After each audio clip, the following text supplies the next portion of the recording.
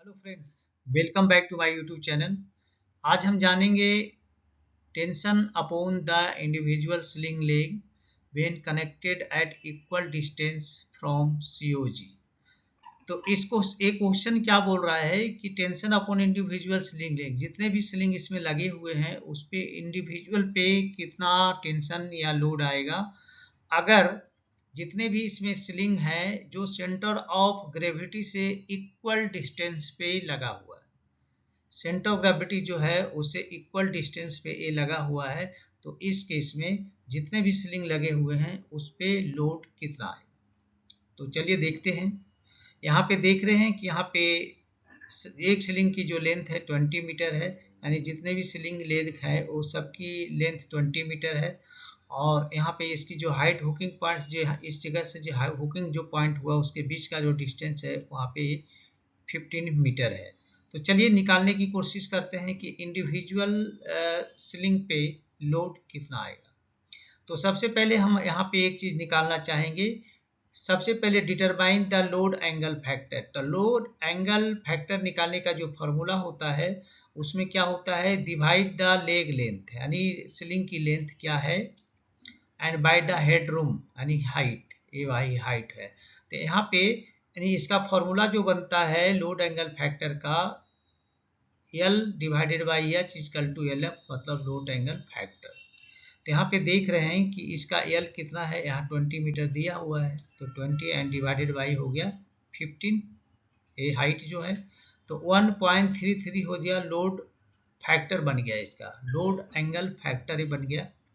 अब यहाँ पे एक सिंपल फॉर्मूला की हम बात करेंगे कि यहाँ पे सिंपल क्या है कि अगर यहाँ पे 12,000 kg अगर लोड उठाना है और 3 स्लिंग है और इक्वल डिस्टेंस अगर सीओजी से है, तो अगर पे हम यहाँ पे शेयर लोड की बात करें तो शेयर लोड बाद में हम सिंपल क्या करेंगे, तीनों स्लिंग से इसमें डिवाइड कर देंगे यानी कि जो आएगा वो सभी स्लिंग पे एक लोड होगा। तो चलिए उसको देखते हैं। पॉइंट नंबर 2 में देखते हैं, determine the share load of the individual sling leg का। तो यहाँ पे हम क्या करेंगे, divide the load weight by numbers of leg. तो नंबर्स ऑफ लेग कितने स्लिंग इसमें लगे हुए हैं, 3, 1 2 एंड 3। और लोड कितना है इस पे, वेट कितना है, वेट है जो कि 12,000 kg है, यानी load weight divided by number of effective sling लिख दिया।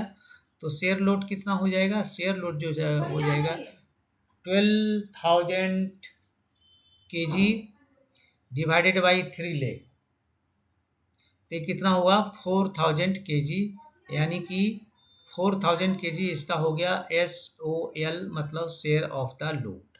ठीक है, तो एक यहाँ पे हमें निकल गया एंगल, लोड एंगल फैक्टर निकल गया, और दूसरा हमें निकल गया यहाँ पे निकल गया आपका SOL यानी कि शेयर ऑफ द लोड। अब देखना है कि इंडिविजुअल स्लिंग पे टेंशन कितना आएगा वो हमें देखना है। तो पॉइंट नंबर 3 में करेंगे, multiply load factor by share of the load to determine sling tension. तो स्लिंग टेंशन निकालने का जो फॉर्मूला होता है, लोड फैक्टर जो होता है वो और शेयर जो लोड की है उसको अगर मल्टीप्लाई करेंगे तो यहाँ पे टेंशन निकल जाएगा। तो यहाँ पे हमारा लोड एंगल फैक्टर कितना है 1.33, तो L F into S O L, L F का मतलब हुआ लोड एंगल फैक्टर और एस ओ एल का मतलब हुआ share of the load is equal to tension होगा। तो टेंशन ऑन ईच स्लिंग जो हुआ एल ए एफ कितना आया है, यहाँ पे आप देख रहे हैं 1.33, यहाँ पे 1.33 पुट कर दिया।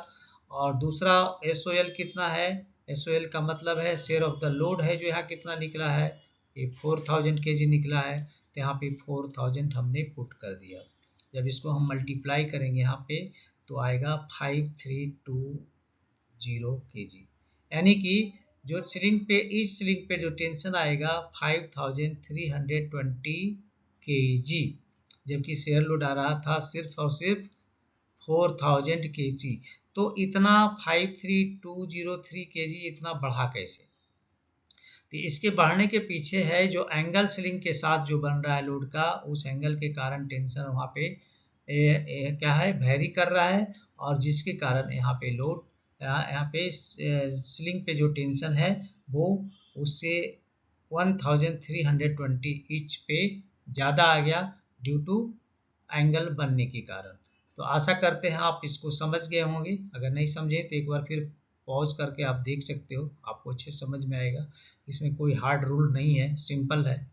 तो चलिए आप लोग से यहाँ पे रिक्वेस्ट करूँगा, अगर आप हमारे चैनल पे नए हैं तो प्लीज़ चैनल को सब्सक्राइब करें, दोस्तों में ज़रूर शेयर करें और बेल आइकॉन को ऑल पे सेट कर लें ताकि हमारे जितने भी वीडियो रिलीज हो उसका नोटिफिकेशन आपको सबसे मिले, पहले मिले। तो चलिए मिलते हैं आपसे नेक्स्ट वीडियो में, तब तक के लिए जय हिंद, वंदे मातरम।